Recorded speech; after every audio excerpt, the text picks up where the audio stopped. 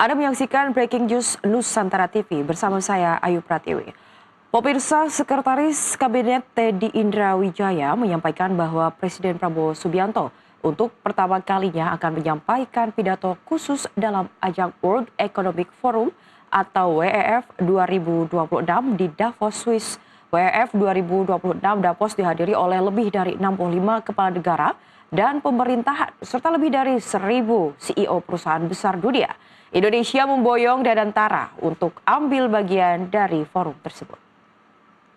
Besok tanggal 22, Bapak Presiden akan ke Davos, ke Swiss, mengikuti dan beliau akan berbicara dalam World Economic Forum. Dihadiri oleh lebih dari 65 kepala negara dan pemerintahan. Kemudian ada lebih dari 1.000 CEO besar perusahaan di dunia.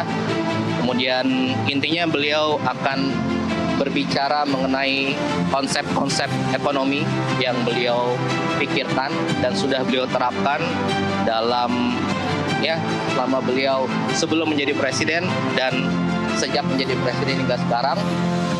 Dan beliau akan menceritakan hasil-hasil yang sudah pemerintah capai dalam 1 tahun ini. Oke? Dan itu beliau sebut dengan Prabowonomics. Oke? Prabowonomics. Jadi Anda lihat aja besok. Presiden Prabowo Subianto malam ini akan menyampaikan pidato kunci perdananya di World Economic Forum 2026. Prabowo masuk dalam jajaran 13 pemimpin dunia yang berpidato dan mendapatkan urutan keempat pada rangkaian forum.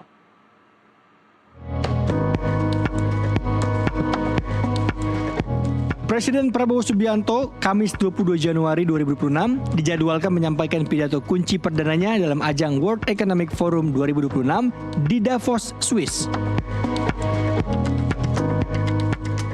World Economic Forum yang rutin digelar sejak tahun 1971 menjadi panggung penting bagi Indonesia. Forum ini dimanfaatkan untuk menyampaikan arah kebijakan ekonomi nasional, sekaligus memperkuat posisi Indonesia di tengah geopolitik global. Forum ekonomi tingkat dunia ini akan dihadiri 61 kepala negara dan lebih dari 1.000 peserta. Akan berkumpul di pertemuan ahli dan pakar, praktisi, ekonom, akademisi, dan pemimpin dunia dalam satu agenda strategis. Posisi ini menempatkan Presiden Prabowo sebagai salah satu pembicara utama di hari ketiga forum bersama para pemimpin dunia lainnya. NTV melaporkan. Pemirsa, pidato khusus Presiden Prabowo di WEF 2026 Davos Swiss sudah berlangsung dan kali ini kita akan langsung menyaksikannya berikut ini. President Prabowo Subianto of the Republic of Indonesia. The forum is so proud to be a strong partner for Indonesia's across a range of areas. And also are very delighted to formalize our support for your important efforts towards the Ocean Impact Summit that is happening this summer in Bali. In this respect, I would like to thank you, Mr. President, for your leadership in unlocking Indonesia's significant blue economy potential. Indonesia, with a population of over 280 million, the largest in Southeast Asia and the world's 4th largest, is on a real growth path. We're expecting 5 to 6% economic growth this year, and that is also demonstrating the country's crucial role as an anchor of stability, dialogue, and resilience in an increasingly turbulent and uncertain global geo-economic environment. Once again, Mr. President, we're so delighted to have you here. Thank you for your leadership, and we're looking forward to seeing you also at the Ocean Impact Summit later this year. Welcome, Mr. President.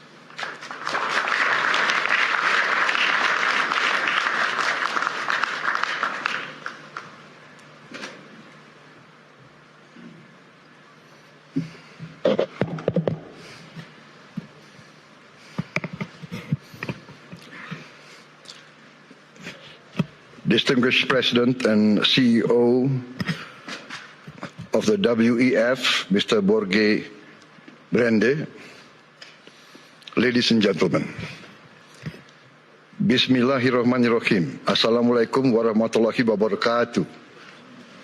Shalom, Salve, Om Swastiastu. Ladies and gentlemen, we gather here in Davos at a time of great uncertainty, a time when wars continue to break out, a time when trust between nations, between institutions, between peoples is fragile. History teaches us peace and stability are our most valuable assets. Peace and stability are the ultimate prerequisites for growth and prosperity. There will be no prosperity without peace. Excellencies, distinguished delegates, the IMF recently described Indonesia as, I quote, a global bright spot with strong economic growth amid a challenging external environment. While the world had faced tightening financial conditions, trade tensions, and political uncertainty, Indonesia continues to grow. Indonesia's economy grew by more than 5% every year over the last decade. And I'm confident that this year our growth will be higher. Our inflation remains at around 2%. Our government deficit is now kept below 3% of our GDP. International institutions did not praise us because of unfounded optimism. They did so because of evidence. They recognize that Indonesia's economy is resilient. Our policies have been and will always be well calibrated. Peace and stability in Indonesia over the years did not happen by chance. Peace and stability in my country did not happen by luck. It happened because we, Indonesia, have and will always continue to choose unity over fragmentation, friendship and collaboration over confrontation, and always friendship over enmity. Our credibility, hard-earned over many years, has been protected. Credibility once lost is very expensive to regain. Indonesia in our history has never once defaulted on our payments of our debt, not once. Succeeding regimes always pay the debts of the preceding regime. Presidents, successive presidents will always honor the debts of the previous administration. Excellencies, distinguished friends, in addition to requiring peace and stability, growth requires statecraft and capital, in particular the efficient allocation and reallocation of capital. That is why last February we established our sovereign wealth fund, Nusantara Indonesia. Nusantara means the energy to power the future of Indonesia. Nusantara is a sovereign wealth fund with $1 trillion in assets under management. With Nusantara, I can stand here in front of you as an equal partner. Indonesia is now not only a land of peace and stability. Indonesia now is more and more the land of opportunity. Once again, I mentioned that I am convinced that our growth, the growth of our economy will be significantly surprising to many in the world. With the Nusantara, Indonesia is now able to be your partners. We will co-invest and grow with you. The Nusantara is established to finance and co-finance the industries of the future. We are determined to industrialize our country in a significant way. The industries of the future must be executed well and wisely. That is why we built the Nusantara with strong oversight and institutional responsibility. And we try to find the best executives to direct the leadership of the Nusantara. The Nusantara now manages 1,044 state-owned enterprises. We are going to bring this down to around at most 300. We will rationalize, we will get rid of inefficiency. We want the best governance and the best management under international standards. I have allowed the Nusantara to recruit expatriates, foreign citizens, to be able to lead these companies. We want the best brains and the best minds in the world. This is, in fact, how we run Indonesia now.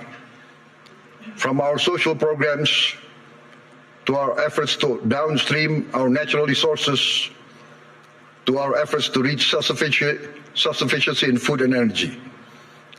All are now accompanied by strong oversight and capable leaders.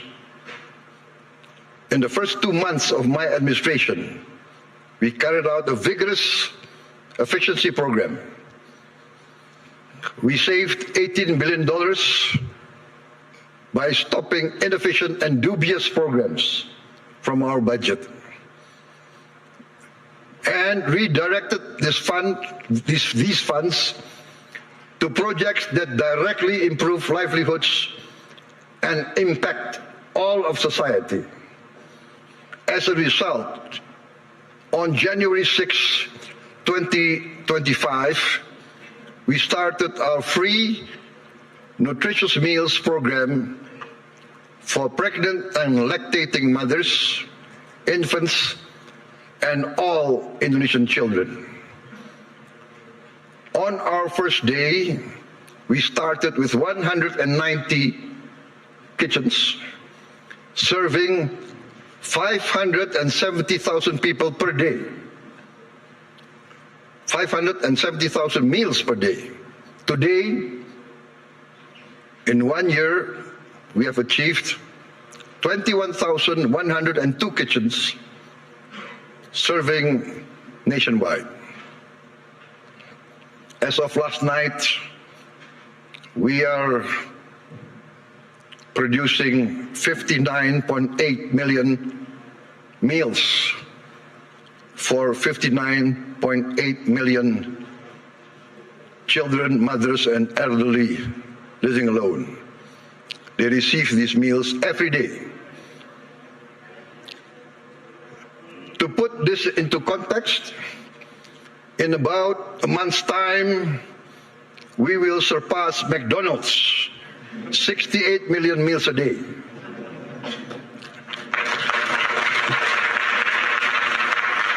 We started in January of last year. This year we aim to serve 82.9 million meals a day. All children of Indonesia from the womb of their mother up until they reach 18 years of age benefit from this program.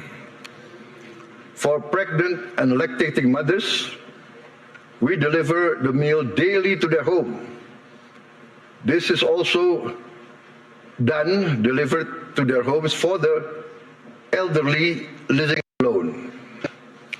To put this in the context I mentioned, I think McDonald's started their first kitchen in 1940. To reach 68 million, it took them 55 decades more. We will reach 82.9, I hope, by the end of December 2026. But my people say, no, sir, we will reach 82.9 before December. So hopefully we will achieve this. In addition to strengthening our children, our free meals strengthens our economy. More than 61,000 micro, small, and medium enterprises and cooperatives are now a part of this supply chain. We are creating more than 600,000 jobs just at the kitchens. At its peak, we are optimistic it will reach 1.5 million direct jobs with vendors, with suppliers. There will be another more than 1 million livelihoods embraced and improved. This is why I'm convinced that our growth will reach impressive numbers. Our social policies must expand productivity and produce growth. Today, 70 million Indonesians receive free medical checkup, and they will receive free medical checkup once a year for the rest of their lives. And this will increase to all the children and the adults of Indonesia. We are providing free medical checkup to all citizens of Indonesia. This is not a populist program. This is a rational program to save money. By detecting illness, disease at an early stage, we will save much more in the long term in treatment. This actually is a productivity improvement program. My experts say that in the long run, we will save many, many billions of US dollars. Last year, for instance, we renovated 16,140 schools. We equipped 288,000 schools, each with one 75-inch interactive flat panels as part of our digitalization of our education program.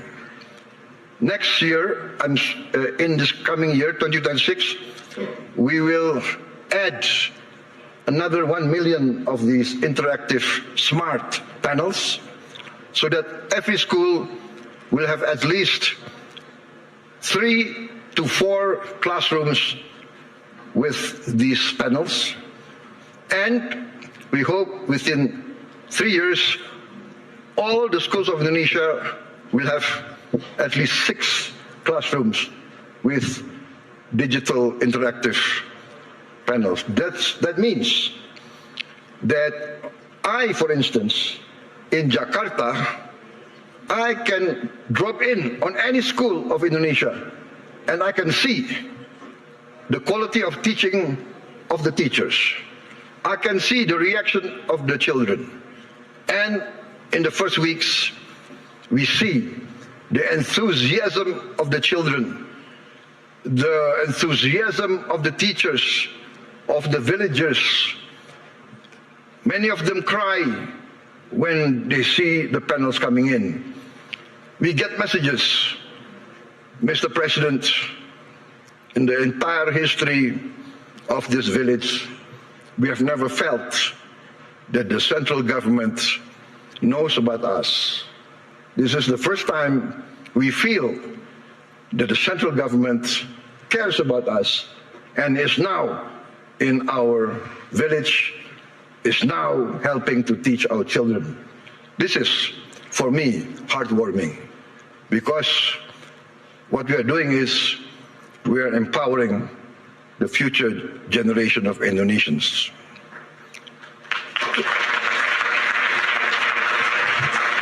Why does this matter to global investors gathering here at the World Economic Forum?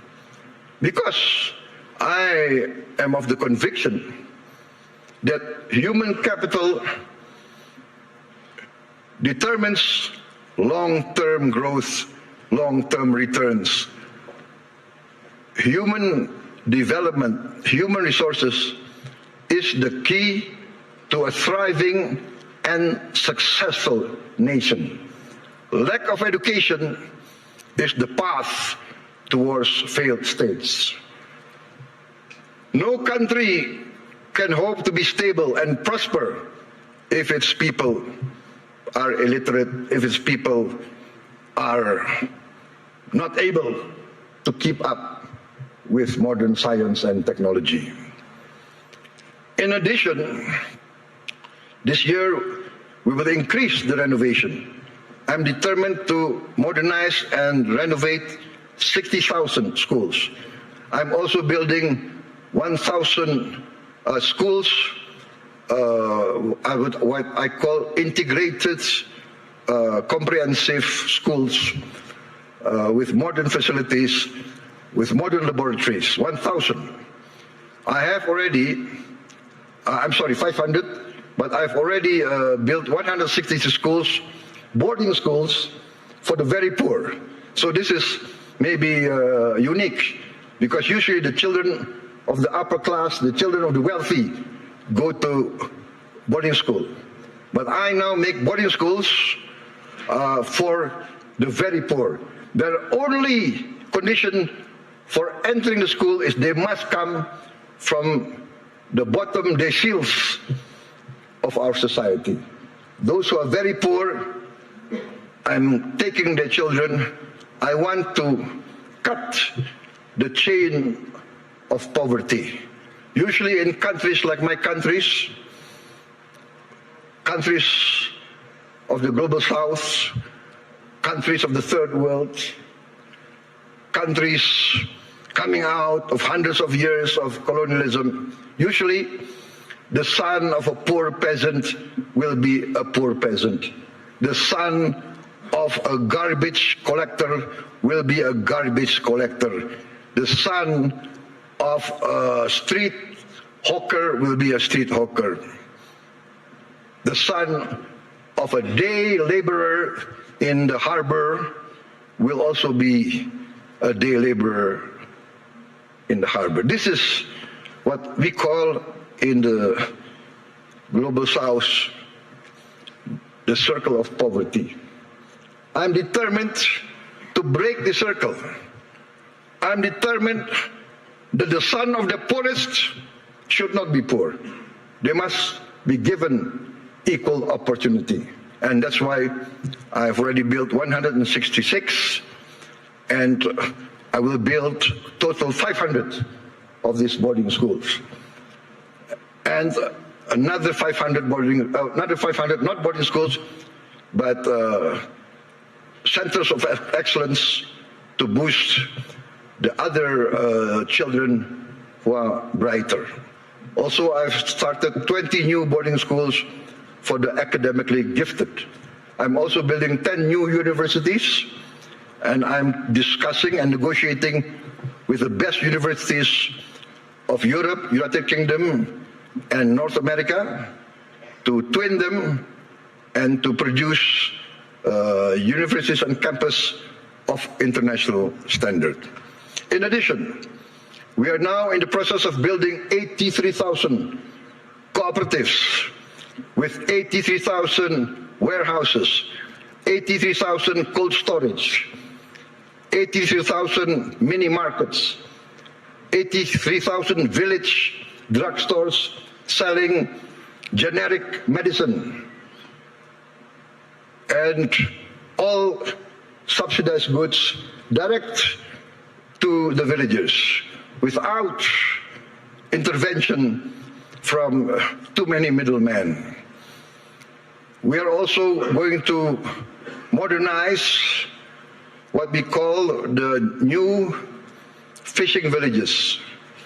We will build at least 1,000 this year, but we actually want to allocate funds for 5,000 villages. Each village will have 2,000 fishermen. We hope to impact 10 million fishermen with their wives and their children. This will impact at least 40 million Indonesians. We have started a pilot project in Biak, in Papua, and the result is very heartening. The average increase in their livelihood is 60% increase in their annual livelihood. Why? Because before, to get ice was impossible for them. There was no ice-making factory near their villages. To get diesel very far, we will build diesel stations in every village. They will have access very easy. Ladies and gentlemen, let me say this clearly.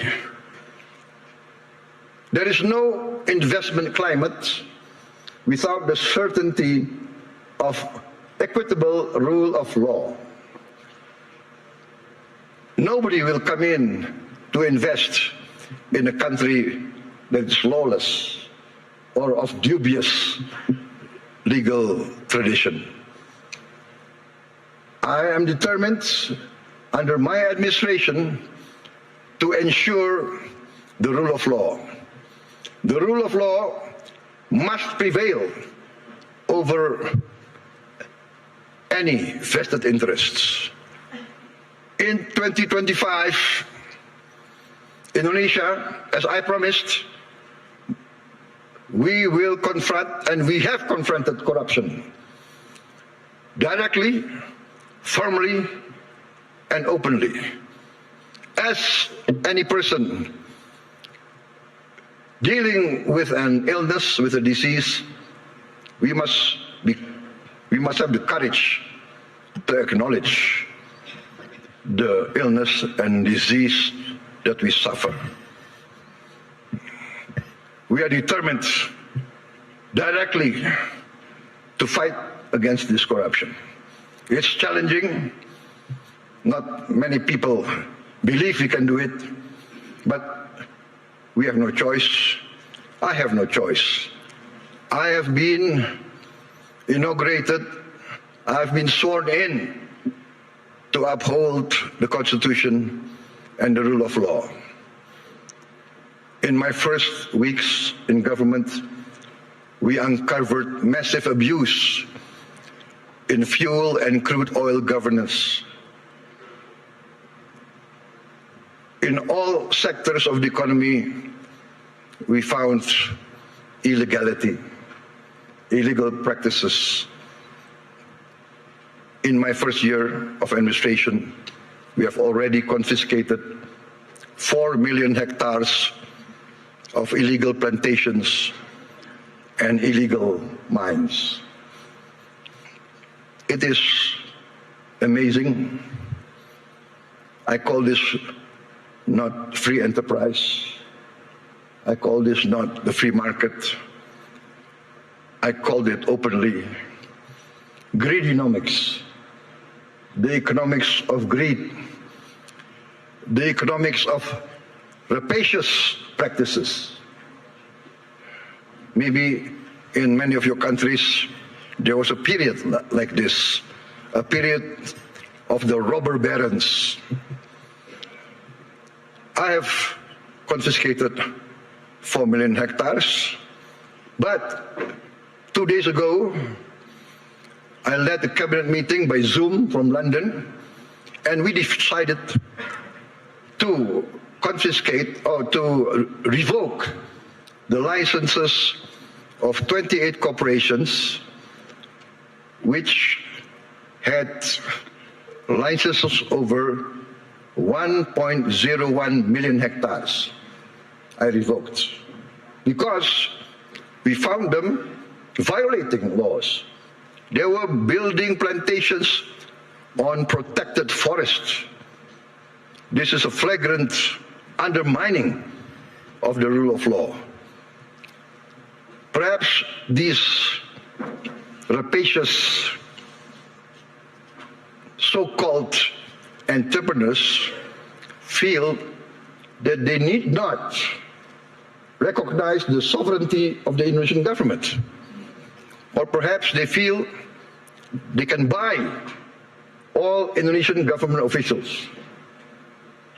I have reports that some of these people in their meetings say, oh, it's okay, there is no government official that cannot be bought.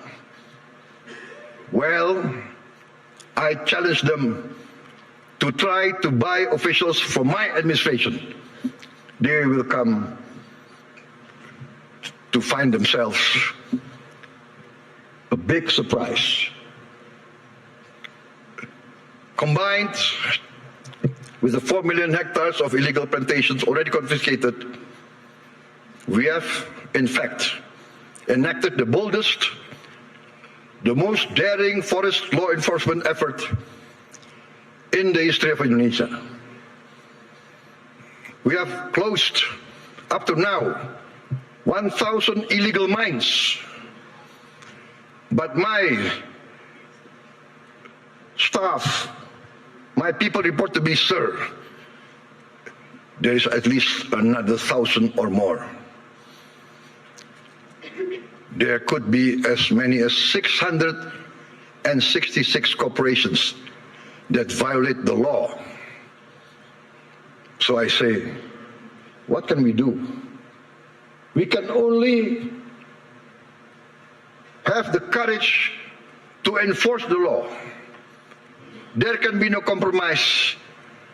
There can be no turning back. My people demand this, and we are determined to serve our people in honesty. We are determined, I am determined to uphold my oath, defend the Constitution of my country, enforce the law of the land. You might not have heard our story because we are people who do not like to be flamboyant. We are low-key. We tend to be below the radar. But we are very determined in our effort to keep up with the rest of the world. You might not have heard this story, but extreme poverty in Indonesia fell to its lowest level in history. I'm determined in the next 4 years we will eradicate extreme poverty and we will bring down poverty as a whole. That is my mission in my life. That is my mission in the remaining years of my life. There is nothing more honorable. There is nothing more satisfying than bringing down poverty and bringing down, eradicating hunger. There is a saying I learned from my elders. One of my elders, very wise man, very honest political leader, he told me, Prabowo, the duty of a leader is very simple. The leader of this country, if you want to be leader of the country, you must work so that the poor and the weak can smile and can laugh. Very simple. What does that mean?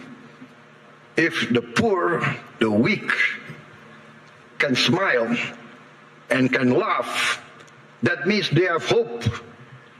That means they see a future. That means their livelihood is being improved. So that is my mission now, to make the poorest of Indonesians, the weakest of Indonesians, smile. I think part of this is we must combat corruption, manipulation, malfeasance. Ladies and gentlemen, a few days ago, I was surprised myself. Gallup poll and Harvard University found that a research survey of hundreds of countries found that Indonesia, the Indonesian people is the most happiest people, the most flourishing country in the world with the people the most optimistic. This is a bit heartening, but for me also a bit sad. I know my people. Many of them live in shacks. Many of them do not have clean water. Many of them do not have bathrooms. Many of them eat rice with salt. And yet they smile. And yet they have hope. We also achieved self-sufficiency in rice. The first time in many, many years, our rice production is the highest in the history of Indonesia. I gave a target to be self-sufficient in 4 years. I gave a target to my team. They did it within 1 year. I am convinced in the next 4 years, we will be self-sufficient in the other food products. Corn, sugar, protein. Excellencies, distinguished delegates, Indonesia does not fear economic integration. We are a trading nation for hundreds of years. We conclude now trade agreements not because it is fashionable, but we consider it necessary. We believe in the concept of win-win.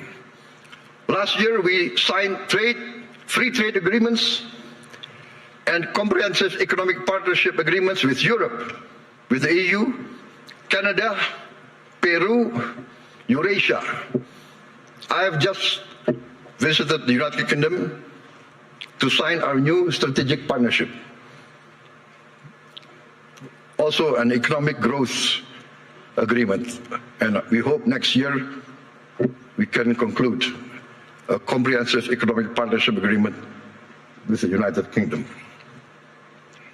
This is part of our strategy to deepen productivity, reduce barriers, unlock private sector growth for Indonesia, ASEAN, and the Global South.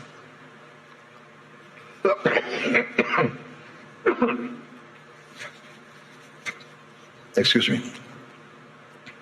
We believe that trade integration, when done fairly, is not a threat to sovereignty. We believe trade is a tool for prosperity. Indonesia has a clear vision. We are determined to become a modern country integrated with the global economy, providing good quality of life for its citizens, living free of poverty and hunger. But we understand very well this cannot be achieved by slogans alone. It requires determination, good governance, clean government, free of corruption and malfeasance. And in the end, we must have efficient public administration. We must also enact a new culture in our bureaucracy.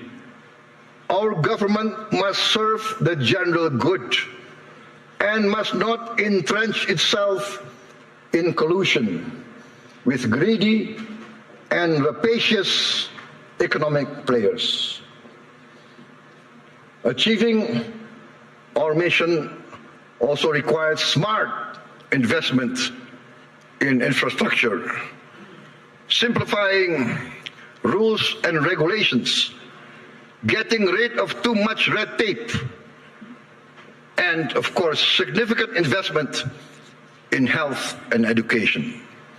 Distinguished delegates, friends, economic growth requires a dynamic private sector. Indonesia is and will always be open for foreign and domestic investment. And we realize the prerequisite for investment is political and economic stability. Also, the certainty of equitable rule of law, guaranteed by a strong, clean and democratic government. Indonesia today offers sustainable growth with stability. We may be very low-key, we may be below the radar, we don't like to be flamboyant, to be bragging. We believe in evidence, evidence-based action. In fact, I was invited to speak last year here, and I declined. Why? Because had I come last year, I would have only been leading my administration only for 2 months. So what will I be able to say? I will only be able to talk, to give platitudes. Today, I stand before you with confidence, with pride in our achievement. We have in 1 year achieved tremendous gains, tremendous reforms. We have wiped away hundreds and hundreds of regulations that do not make sense, regulations that hinder fairness, that create the culture of corruption. Hundreds of regulations we have wiped out in 1 year. Ladies and gentlemen, peace and stability is a long and arduous program. But if you want to take something from my talk today, maybe it should be this. Indonesia chooses peace over chaos. We want to be a friend to all, an enemy to none. 1,000 friends too few for us, one enemy too many. We want to be a good neighbor, a good, responsible citizen of the world, protecting the environment, protecting nature. We must not destroy nature. We must live with nature. We must maintain and be a part of a future full of hope. Hope grounded in credibility, execution of sound public policy, and continuous record of growth with equity. Let us build the world we want to live in together. Let us continue the journey to improve the quality of life for all, to live in peace, freedom, friendship, tolerance, coexistence, and cooperation for all races, all ethnicity, all religions. Let us continue our pursuit of justice for all, security and freedom for all.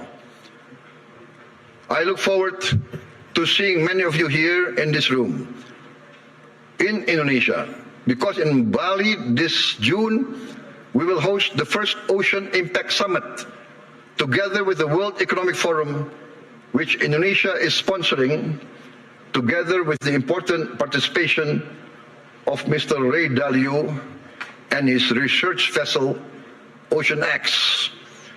There is a SpaceX, I think, from Mr. Elon Musk, but I think Mr. Ray Dalio is one of the pioneers in ocean research.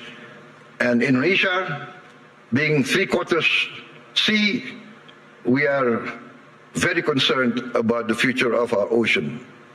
Ladies and gentlemen, thank you very much for your attention. May you go in peace with the blessing of the Almighty God. Wassalamualaikum warahmatullahi wabarakatuh. Shalom, salve, Om Shanti, Shanti Om. May peace be upon us all. Thank you.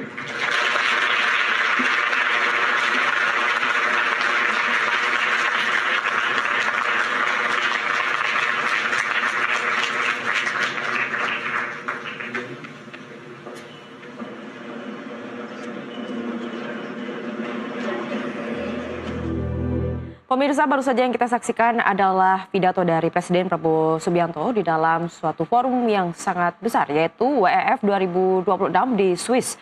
Dan ini merupakan forum yang besar. Kita patut bangga Indonesia bisa ikut andil dalam forum ini. Semoga dengan forum ini Indonesia bisa menjamin iklim investasi dan bisa menarik lebih banyak investor untuk pertumbuhan ekonomi Indonesia yang ditargetkan mencapai 8%. Demikian Breaking News bersama saya Ayu Pratiwi. Sampai jumpa.